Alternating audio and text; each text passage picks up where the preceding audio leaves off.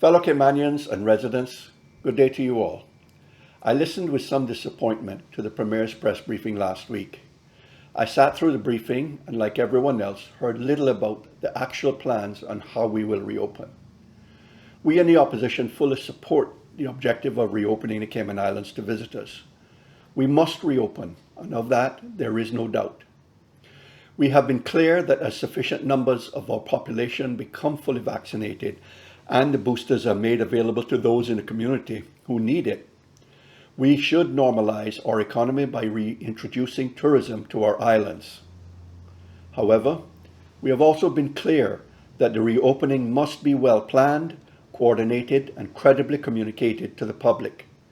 This is a time for clarity from government. The Cayman Compass's headline of last Friday was sadly an example of the ongoing lack of clarity by the Premier. When he paused the full return of tourism a month ago, he indicated that the new reopening date would be sometime in January. Friday's headline now proclaimed in bold that the Premier now promised a reopening sometime in November. To add to the vagueness, the Compass also reported that, I quote, "With the country urgently seeking answers, Premier Wayne Panton said he believes with some confidence the country may reopen next month if everything goes to plan." The country does not need vague promises of sometime in November. What the country needs and deserves is clarity and certainty. Our tourism sector, workers, businesses, and the airlines need certainty about when reopening will occur to prepare and market their services to prospective visitors. Visitors who can be confident in our border opening and the possibility of coming to our islands and enjoying their Cayman vacation. The broader public needs clarity on a reopening date, but also clarity on how the reopening will be managed, including the assurances that the government has the necessary measures in place to steer Cayman through the challenges that reopening will inevitably bring. Challenges that, as the Premier has acknowledged, include an increased health risk to the people of our islands. The international experience tells us, and our own recent experience has shown, that whilst we can reduce the risk, we cannot eliminate them. And so we know that we can expect infections to rise as we open up. Regrettably, some of those new cases will be serious. The question then is how the government will mitigate those risks. Premier Panton, the country is waiting to hear what action the government has taken to reduce the risks as we plan for thousands of visitors to return to our island. Our people need to understand what plans are in place to ensure that all our islands, particularly our health services providers, have the necessary capacity to handle a rise in infections. It is essential that the country understand how the government will manage the impacts of opening up. And it is also essential that the government fully appreciate and adequately deal with the effects of the pandemic on individuals and families. We have a tourism sector that is on life support and will be so for the rest of this year and into the next. As a near-empty JetBlue flight on the weekend demonstrates, rebuilding tourism will not result in an immediate return of visitors to pre-pandemic numbers. We also have a cruise sector that may not likely return for another year. What continuing support will government provide for the businesses and families affected? Our people deserve to know.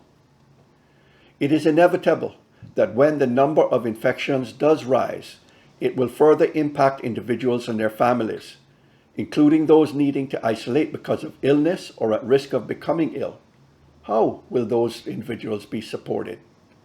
The Minister of Health and the Premier apologized last week that they did not have adequate resources in place to assist those in isolations, particularly those individuals who are not earning an income while they cannot work. The apology is appreciated, but frankly, this is not good enough. These concerns were first publicly mentioned by the opposition and have been known about for weeks now.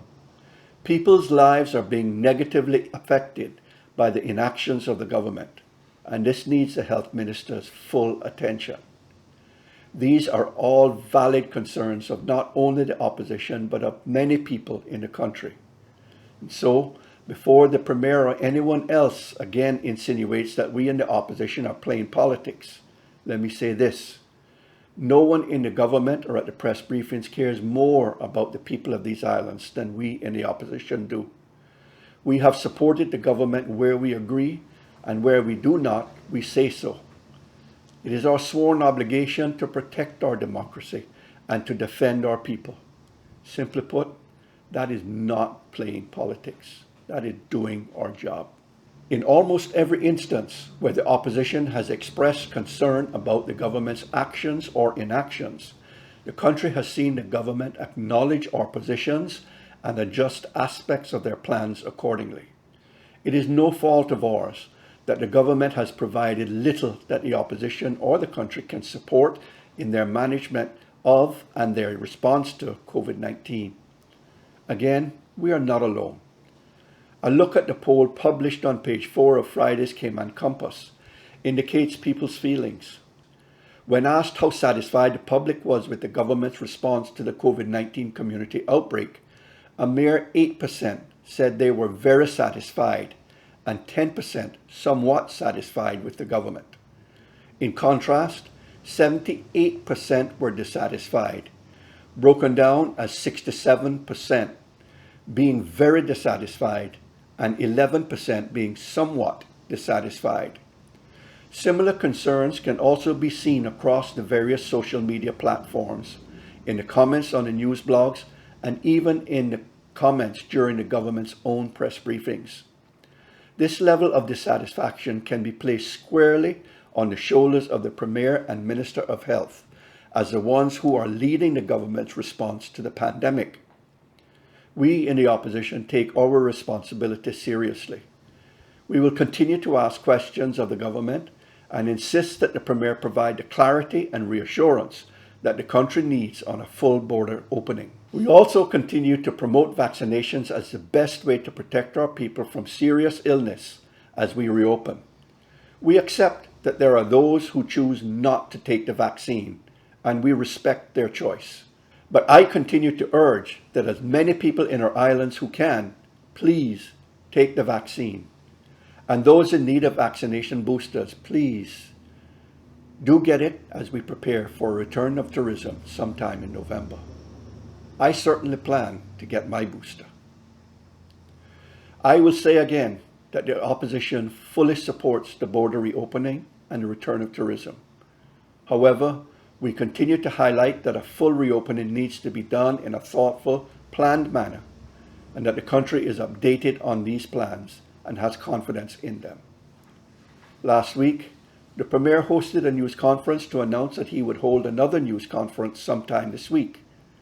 Whenever that promised news conference is held, the Premier must answer the critical questions that the opposition has raised on behalf of all the people of our islands, and at last give the country the clarity it needs to move forward. In closing, on behalf of the opposition and the Progressives family, I want to wish all those in isolation well. May your time pass quickly, and if you are ill, we pray for your speedy recovery. May God continue to bless all our people and our wonderful Cayman Islands. Thank you.